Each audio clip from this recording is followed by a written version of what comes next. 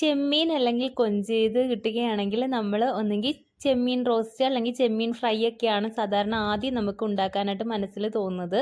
എനിക്കിപ്പോൾ ഇവിടെ കുറച്ച് കൊഞ്ച് കിട്ടിയോളൂ. അപ്പോൾ ഞാനങ്ങ് തീയലാക്കുവാണ്. അപ്പോൾ തേങ്ങ ആദ്യമേ ഒന്ന് ബ്രൗൺ നിറമാകുന്നിടം വരെ ഒന്ന് വറുത്തെടുക്കണം. അതിലേക്ക് മഞ്ഞൾപ്പൊടിയും മല്ലിപ്പൊടിയും മുളക് പൊടിയും കൂടെ ചേർത്തിട്ട് ഒന്ന് കരിയാതെ വറുത്ത് മാറ്റി വെക്കണം. എന്നിട്ട് മിക്സിയുടെ ജാറിലിട്ടൊന്ന് അരച്ചും എടുക്കണം.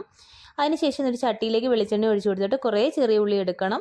പിന്നെ വെളുത്തുള്ളി, ഇഞ്ചി, ഒരു സവാള വേണമെങ്കിൽ എടുത്തോളൂ. പിന്നെ തക്കാളി, പച്ചമുളക്, കറിവേപ്പില ഞാൻ നേരത്തെ ഇതിൻ്റെ ഇടയ്ക്ക് മഴ പെയ്തുകൊണ്ട് പുറത്തോട്ട് ഇറങ്ങാനുള്ള മടി കാരണം ഞാൻ പിച്ചിയില്ല. ഇനി നിങ്ങൾ വഴറ്റുമ്പോൾ കറിവേപ്പിലയും കൂടെ ചേർത്ത് വഴറ്റിക്കോളൂ. പിന്നെ നേരത്തെ ആണെങ്കിൽ നമ്മൾ തയ്യാറാക്കി വെച്ചിട്ടുള്ള വറുത്ത ആ തേങ്ങയുടെ കൂട്ടും കൂടെ ചേർത്ത് കൊടുക്കാം. പിന്നെ കുറച്ച് വെള്ളവും ആവശ്യത്തിനുള്ള പുളിവെള്ളവും ആവശ്യത്തിനുള്ള ഉപ്പും കൂടെ ചേർത്തിട്ട് ഒന്ന് തിളയ്ക്കാനായിട്ട് ചെറിയ തീയിൽ അടച്ച് വെക്കാം. ഇനി നേരത്തെ വേവിച്ച് മാറ്റിവെച്ച കൊഞ്ച് കൂടി ചേർത്ത് തിളപ്പിച്ച് വറ്റിച്ചെടുത്താൽ ചോറ് കഴിക്കാൻ കുശാലായിട്ട് കൊഞ്ച് തീയൽ റെഡി ആയിട്ടുണ്ട്. ടാറ്റാ.